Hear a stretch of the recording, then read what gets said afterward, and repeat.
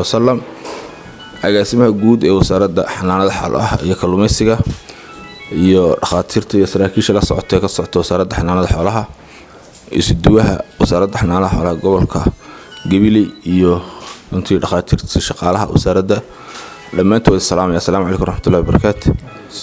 mudan agaasimo ku soo dhaw gobolka Gabiley waxaad ku soo dhawada wasaaradda xanaanada xoolaha runtii maanta farxad bay noo tahay inaan wasaaradii oo camiran oo runtii wax walba yaalan ka soo qayb galno furitaankeedii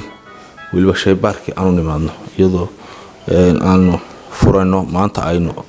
xal ka jarano oo aynu u nimaadno iyadoo dhameystiran kal hore markaan nimid halkan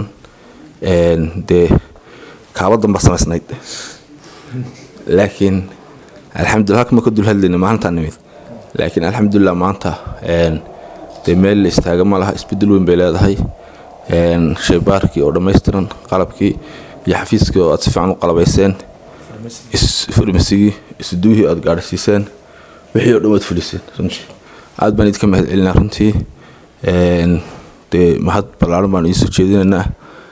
waxqabadkaas aad muujiseen oo dhismihii wasaaraddana mar hore aad dhisteen si qurux badan loo dhisay oo bilic fiican ay leedahay waxaa laga rabo uun mas'uuliyaddu waxay ku soo wareegtay uun isduwaha iyo shaqaalihiisa inay hawl galaan kana shaqeeyaan wasaaradda maadaama gobol ballaaran yahay xadna ku yaalo xoolo badan ay ka soo tallaabaan wadamada aynu dariska nahay oo runtii soo guurtaduna ku badan tahay dadkeenuna runtii ay halka wax ugu badan ay soo raadsadaan waa biyo marka waxaan jeclahay isduuhu oo kulli aba wafin waxa farin baa leeyahay inuu halkan ka sii laabo